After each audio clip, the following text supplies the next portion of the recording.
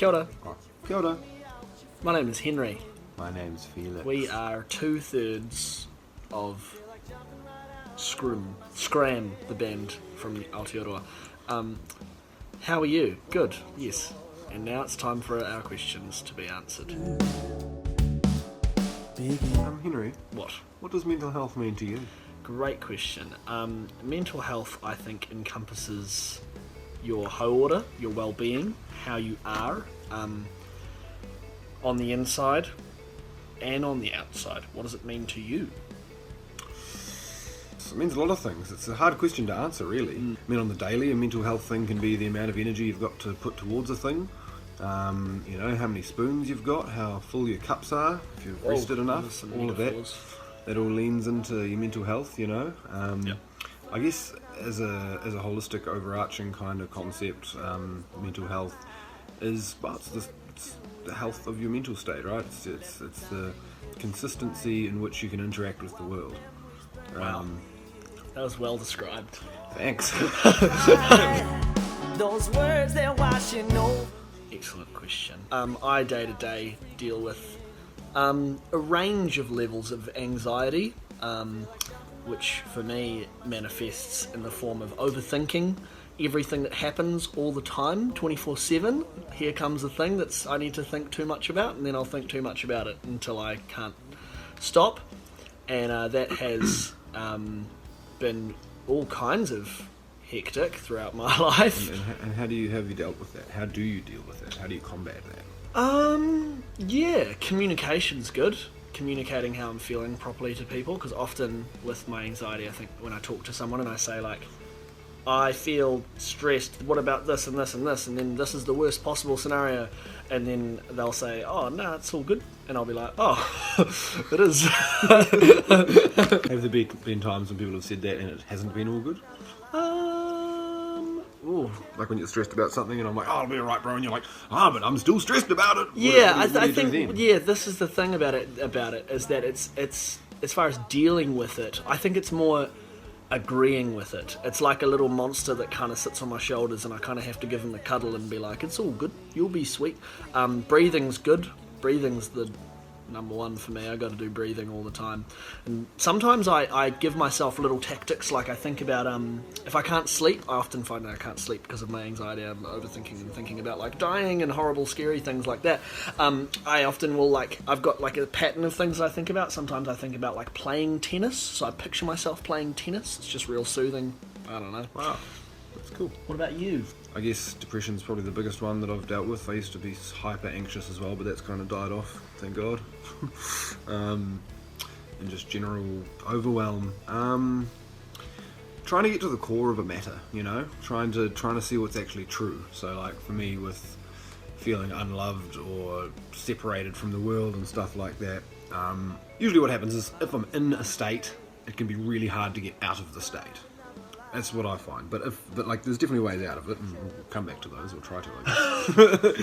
But what I find more effective is being prepared, so like I have a writing practice that I do every day where I write down 3 things that I'm grateful for, and I find that just slowly seeps its way into my mind, and it becomes a baseline belief about the world, about, oh look, there are these things that are great in my life, so instead of my mind, the baseline becoming, oh, no one loves me and I'm crap and the world sucks, it becomes, oh, there's lots of amazing things and I'm loved and it's great. You are loved, mate. Oh, that's a preventative thing, but like in the moment thing, how do I deal with it? Trying to seek the truth, I guess, as well. I think I'm lucky in the sense that I've got quite a logical brain. I don't spend a lot of time in an emotional state, which is probably a whole other bag of fish, some kind of, masking and dissociation from trauma, but that's probably another story for another day. But because of the logical state, I'm able to look through the stuff and be like, oh, why am I feeling this right now? Should I be feeling this? Is this reasonable? No, I don't think it is. Okay, let's think my way out of it. And it's kind of attacking it from the opposite angle in which it came from. So, like, something comes to me on a feeling level, right? You're feeling something, you're like, oh, I feel like crap, oh no, my brain. You can think your way out of it. But the opposite is also true. If you're thinking, too much, you're not going to be able to think your way out of it. Yeah. You're going to have to get into your emotions or into your body, some kind of movement. You know, like you said, breathing is really powerful for that. I think it's like, I don't know. I mean, those tools sound amazing. I think really at the core of it, it's the best way that I've always dealt with mental health for me has always been my acknowledgement and like awareness of it, like and like caring about it. You know, like having love for my mental health problems or struggles or whatever I want to call them. Like they're there and they're part of me, and you know, they ebb and they flow. Sometimes they're wah, sometimes woo, you know, sometimes they're like all the way out there going like, hey man, what are you up to? And I'm like, shh, no, go away. But they're always just like, you know, hanging in some way, shape or form. So it's about like, you know, I 100% agree, man. giving the monster a cuddle. You got to embrace it, right? Like, if anything you resist will persist. That's what they say. Oh, hey.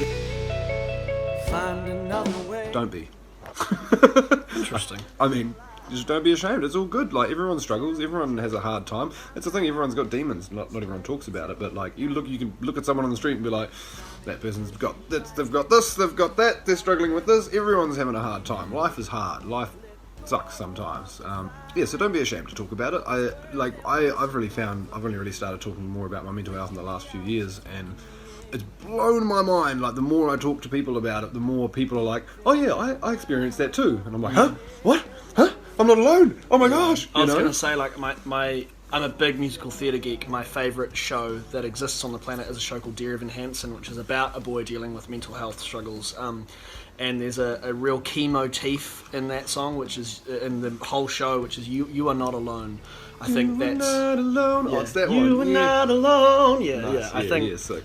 if I was going to say anything to someone who was ashamed to talk about their mental health, it would be, you know, you're not alone. No one's alone.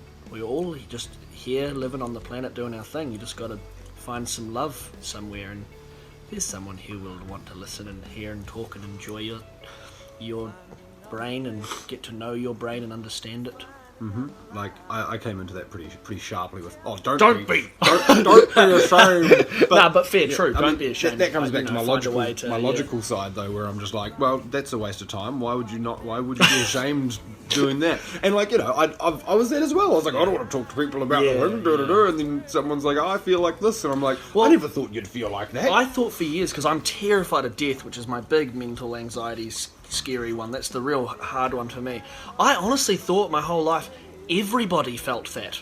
I thought everyone was having panic attacks and stuff, and it wasn't until I actually talked to someone that I was like, oh, you don't have to live like that. Oh, okay. And other people do feel that, but, you know, yeah.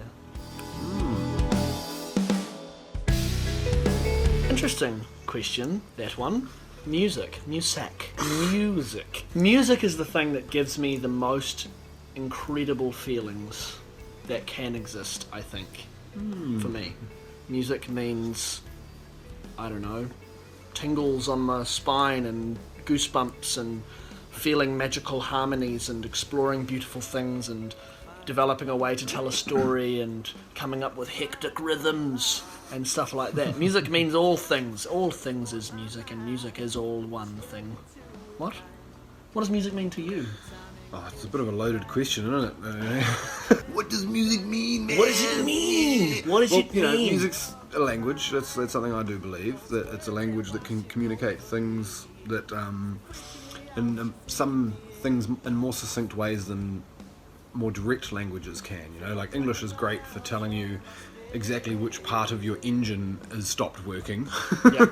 But it's, you know, if you're trying to express an emotion or a state of mind, using different textures and timbres and rhythms and harmony in music is a great way to express that, you know, and then you can share those experiences with other people, and people can hear your music and go, I feel that, you know, and that sounds well cheesy, like, oh, I feel that, but like, you really do, you know, you like the lush swell of some strings, and you're like, oh yes, it's uplifting, it's great, and you know, your music's like connection, like if someone hears your music and like something that you've developed and created and composed, and they hear it and they go, oh, I feel this way when I listen to this, and you know, they tell the artist, and the artist goes, oh, we feel this way, but we also feel that way, and you feel that way, and it's just like that connectivity. And if you can share a song with someone and go, this song makes me feel like this, then they go, oh yes, that's connection, special? It means connection. It means a shared language. It means understanding. But I think some of the power of music, so I'm just going to add a little 4.1 answer here, is that is that connection and shared experience. You know, like I play music with this guy, and we make music, and it's, you know, it's, we're at a certain level of understanding of music where, you know, we can be like, oh, here, play this chord, and they're like, cool, yeah, we'll play this chord, and we'll do this and do that, and there's, but what I love about music is its accessibility to everyone. Like, some of my most magical musical moments have been with non-musicians, people who wouldn't classify themselves as musicians. I think everyone's a musician. Everyone plays music. Everyone has music in them and has music to share, because it's just another emotion, another way to express emotion. So, like, if you can sit down with, you know, some hand drums or some kalimbas, some handshakers, all these different things, and people can make noise together.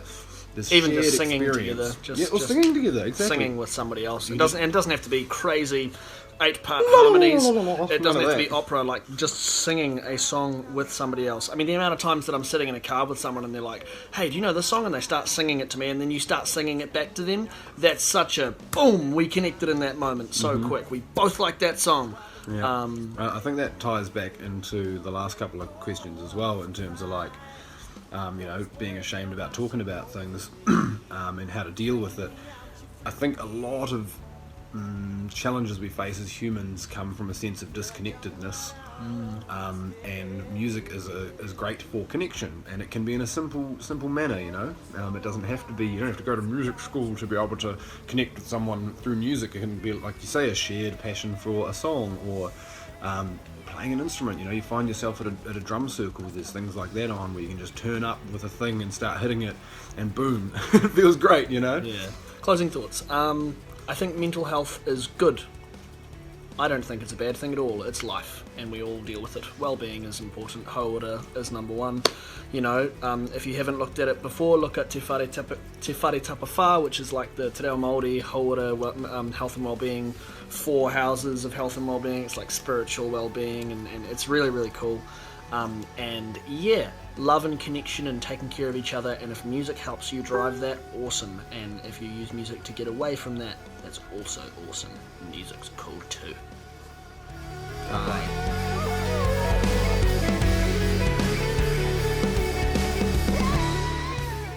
Hey! Hello everybody. Scram-a-dam-a-ding-dongs. Yeah, what he said. Sorry. I'm yeah, sorry.